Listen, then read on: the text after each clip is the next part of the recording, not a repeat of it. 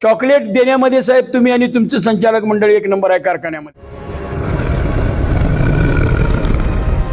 इंग्रज कारखान्याच्या सेवानिवृत्त कर्मचाऱ्यांना ग्रॅज्युएटी व प्रॉव्हिडंट फंड दिल्याचा ऐतिहासिक निर्णय कारखान्यानं आणि मुश्रीफ साहेबांच्या नेतृत्वाखाली घेतला असं मुश्रीफ साहेबांनी घोषणा केली आणि या विषयाला आजची पत्रकार परिषद घेण्याचं प्रमुख कारण तेच आहे। 2022ला हा कारखाना दुसऱ्यांदा आदरणीय मुश्रीफ साहेबांच्या नेतृत्वाखाली त्यांच्या ताब्यात आला। डॉक्टर शापूरकर चेअरमन झाले। अंगावरच्या गुलाला सकट गडिंग्लज कारखान्याच्या गेटमधून आज जाऊ आणि हा कारखाना चालू करणार, 200 कोटीचा चेक माझ्या खिशात आहे अशा पद्धतीची घोषणा लक्ष्मीच्या मंडपात आदरणीय मुश्रीफ साहेब तुम्ही केली। त्या वर्षीचा गळीत हंगाम बंद राहिला। 4 लाख टन ऊस शेतकरी ऊस उत्पादक रानोमाळ बाहेर फिरला। कार्यक्षेत्रात तयार होणारा 8 ते 9 लाख टन ऊस अन्य 14-15 कारखान्यांना गेला। टनाला 200 प्रमाणे लोकांनी पैसे दिले। 10 लाख टन जवळजवळ 100 ते 150 कोटी रुपये ऊस उत्पादक सभासदांचे पहिल्या वर्षी बुडले साहेब। दुसरं वर्ष आलं, डॉक्टर शापूरकरांनी घोषणा केली 60 कोटीचं कर्ज घेतलंय, कारखाना 4 लाख क्रशिंग कॅपॅसिटीनं जाणार। मी असं करणार, मी परमेश्वरानं मला वर्ण पाठवलं आहे, प्रॅक्टिस बंद करणार, गडिंग्लज तालुका उत्कर्षाला आणणार। दुसरं चॉकलेट मुश्रीफ साहेब तुम्ही आणि डॉक्टर शापूरकरांनी दिलं। गुजरातवरनं 300 कोटीचं कर्ज आणणार, गडिंग्लज तालुक्यातल्या सर्व शेतकऱ्यांना दुसरं चॉकलेट देण्यामध्ये साहेब तुम्ही आणि तुमचं संचालक मंडळ एक नंबर आहे कारखान्यामध्ये। डॉक्टर शापूरकरांनी सांगितलं की 45 वर्षे हा कारखाना कर्जाच्या खाईत घातलाय, पण साहेब तुम्ही घेतलेल्या 2014 पासून आज 2027 पर्यंत हा कारखाना कुठल्या वर्षी फायद्यात आला होता, काय तोट्यातच राहिलाय, या विषयावर एकदाही प्रसार माध्यमांना तुम्ही बोलला नाही। गडिंग्लज तालुक्यातल्या कामगारांनी हाकलून घातलं, मला इथून आंदोलनं केली, गेट बंद केलं, आमच्या कर्मचाऱ्यांना पायताना मारलं आणि हा कारखाना ब्रिक्सनं सोडून द्यावं गरजेचं पडलं। अशा पद्धतीचं लेखी पत्र तुम्ही आम्हाला दिलंय, तुमच्या सहीनं माझ्या हातात आहे साहेब। तिसऱ्या वर्षी साहेब तुमच्याच कारखान्यातल्या ऑडिटरनं डॉक्टर शापूरकरावर 30 कोटी रुपये भ्रष्टाचाराचा दावा गडिंग्लज पोलीस स्टेशनला केला। मुश्रीफ साहेब खरं मनापासून सांगा की तुम्हालाच्या परवानगीशिवाय हे घडलं असेल का? शापूरकरांना एकट्याला दाणी दिलं, अखंड संचालक मंडळ गेली 2-3 वर्ष तो मोडून खात होता भ्रष्टाचार, त्या कारखान्यातला पैसा शापूरकरांच्याकडनं। आणि काही संचालक त्यातले प्रमुख बाजूला झाले आणि त्या कारखान्यातनं चेअरमन डॉक्टर शापूरकरांनी राजीनामा का दिला, कवा दिला? दुसरा चेअरमन तुम्ही मुश्रीफ साहेब तुमचं नेतृत्वात कसा परत निवडला गेला, कधी बोलला? म्हणजे 22ला बोलला नाही साहेब, 23ला बोलला नाही, गुजरातचं भांडगं आणून आमच्या अंगावर गाठला तरी बोलला नाही। 24 आलं, पताडे चेअरमन झाले, पताडेनी राजीनामा दिला, बोलला साहेब तुम्ही? का राजीनामा दिला? असं काय घडलं होतं?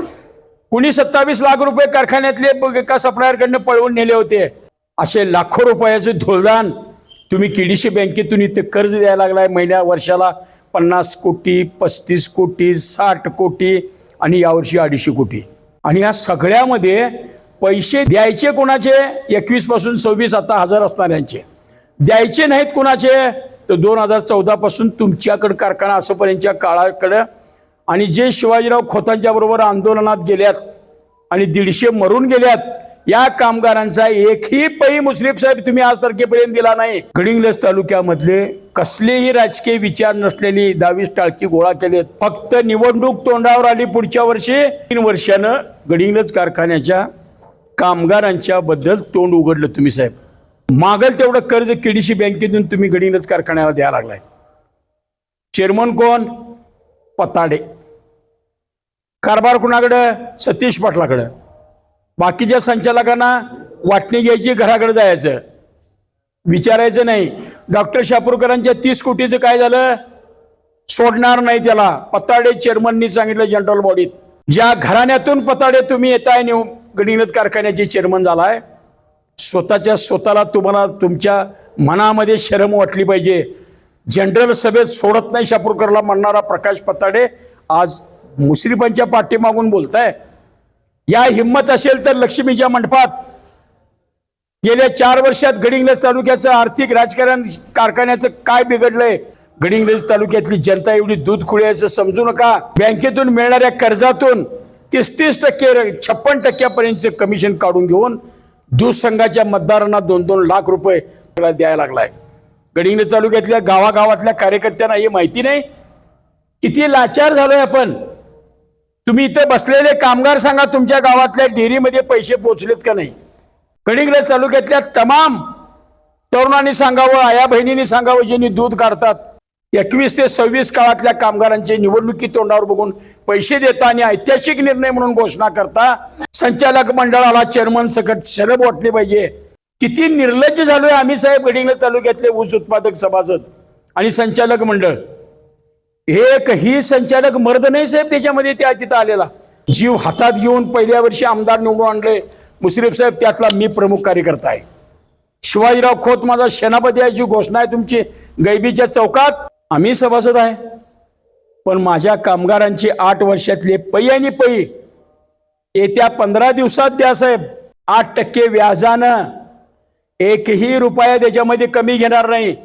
तुमच्या मनामध्ये परमेश्वर यावं आणि त्यानं सांगावं की ह्या मरून जायला लागल्यात, त्या कामगारांचे पैसे तेवढे द्यावे अशी भूमिका त्या गैबीच्या मनात यावी अशी विनंती या ठिकाणी हात जोडून करतो. 8 दिवसापूर्वी तुमच्या निवृत्त कामगारांनीच मुश्रीफ साहेबांचा जाऊन सत्कार केला. त्यांनी सांगितलं की आमचे पैसे मिळाले, त्याबद्दल आम्ही साहेबांचा सत्कार करतो. त्याबद्दल काय सांगा. 2021च्या अगोदरचा आणि 2014 पासून 21 पर्यंतचा एकही कामगार त्या ठिकाणी हजर नव्हता. त्यांनी तुम्हाला सांगून गेलेले नव्हते. नाही, कामगार जायलाच नाही. आमच्यातले कोणतरी कोण गेलं तर सांगा की. तुमच्यामध्ये 2 गट आहेत. नाही, गटचा विषय येत नाही. 2 गटचा विषय येत नाही. मुश्रीफ साहेबांचा काळ समजून गेला होता. मुश्रीफ साहेबांचा काळ 14 ते 19 किती 21 या काळातले तो पैसे देत नाही, तो कारखान्याने द्यायला पाहिजे म्हणतोय.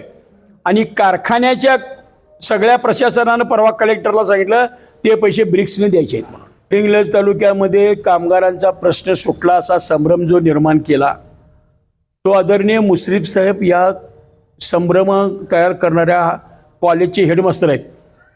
समाजामध्ये संभ्रम कसा करावा, प्रत्येक आठवड्याला वेगळं चॉकलेट कसं समाजामध्ये सोडायचं, मग तो गडिंग्लज कारखाना असू देत, मग ते नगरपालिका असू देत, ते जिल्हा संघ असू देत, नाहीतर आणि कोल्हापूर जिल्हा परिषद असू दे, नाहीतर बँक असू देत, महाराष्ट्राचं राजकारण असू देत.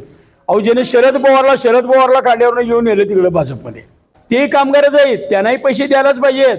आमची तक्रार नाही, पण 14 पासून 21 पर्यंत सोडायचे आणि 21 पासून 26 पर्यंत मध्येच पैसे द्यायचे.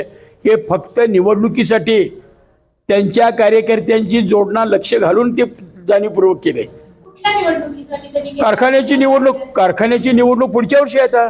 या काळामधले 700 कामगारापैकी 100 कामगार जे कोर्टात 2015ला गेले, त्या कामगारांचा पहिला निकाल लागला आणि त्या निकालातून मुश्रीफ साहेबांनी ब्रिक्सचे पैसे आणि कारखान्याने दिले. आता 2,83,00,000 ते याच संचालक मंडळाला कारखान्याला कर्ज देणार आणि कारखान्याला आम्हाला पैसे द्यायला होतील कदाचित. हे भुर्दंड जो आहे 5-50 कोटीचा जो ब्रिक्सनं दिला पाहिजे तो आपल्यावर न येता गोड बोलून आता हे जी काही डोकं नसलेले संचालक मंडळ त्या ठिकाणी सत्तेत आहे, या लोक त्यांना हे पैसे द्यायला भाग पाडतील. सगळ्यात वाईट आहे हे पैसे ब्रिक्स कंपनीने दिले पाहिजेत.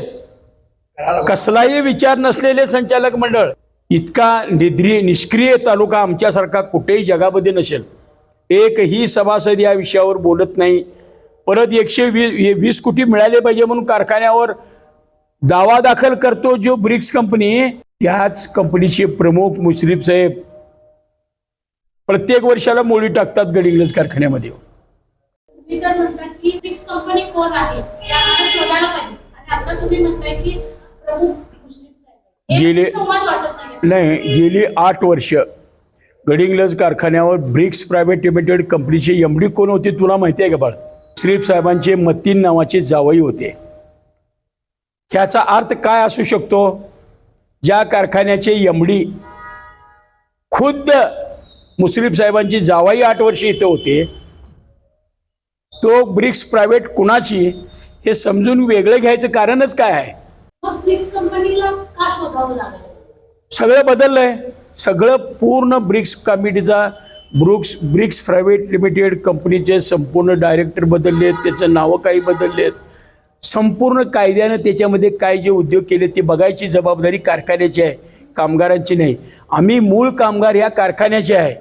आम्ही ब्रिक्सचे कामगार नाही, आम्ही कामगार कारखान्याचे आहोत. हे मुद्दा लक्षात घेण्यासारखा आहे. हे जर झालं नाही तर हे सगळे पैसे कारखान्यानंच द्यायला लागणार आहेत आणि ते द्यायला लावणार मुश्रीफ. हे पैसे द्यायला लावणार म्हणजे तुम्हाला तुमचे पैसे मिळणार नाही. कारखान्याला बुडवायचे असेल तर आम्हाला मिळतात. कारखाना बुडून जर मिळणार असतील आणि हे जर मुश्रीफना सोडत असतील पैसे ब्रिक्सला, तर याच्यासारखं दुर्दैव काय? सभासद बघतील ना त्याच्यावर. मग तुम्हाला ते कुणी दिले तुमचे पैसे मिळाले? आम्हाला कारखान्याच्या कडून माझ्या मयत कामगारासकट 2014 ते 21 कोण पैसे देते, कशातून देते, त्याच्याशी आमचा कसलाही संबंध असायचं कारण नाही. काही कारण नाही आमचं. मुश्रीफ साहेब देऊ देत, कर्ज देऊन मुश्रीफ साहेबावर कारखान्यावर 25-35 कोटीचा आणि बोजा घालून देऊ देत. मताला 5,000 रुपये दिले गडिंग्लज कारखान्याच्या निवडणुकीला. आजही 3 लाख रुपये बिल द्यायचं आहे प्रिंटिंगचं गेल्या वेळच्या निवडणुकीचं. आम्ही कधी हा भ्रष्टाचार केला नाही. 5,000 मतं घेतली नाहीत. 80% मतदान आम्हाला पडणार, शिवाजीराव खोताला मतदान पडणार नाही. 20% मतं पडतील म्हटले. आम्ही तुमच्या बरोबरीनं मतं घेतली. आम्ही तुमच्या बरोबरीनं गडिंग्लज तालुक्यातल्या 7,000 सभासदांनी आम्हाला मतदान केलं. तुम्हाला 10,000 लोकांनी केलं. 5-5 हजारानं तुम्ही आजही उद्योग धंदाच आहे तुमचा विकत घेण्याचा माणसं, आणि तो सगळा पैसा तुम्ही आमच्या कारखान्यातनं काढायला लागलाय. हे समजून घेण्यासारखी गोष्ट आहे. कधीतरी निद्रिस्त झालेला तालुका तरुण जागा होईल, हीच माझी भूमिका. जनगर्जना लाईव्हसाठी कॅमेरामन जयस सय्यद सह लता पालकर, गडिंग्लज.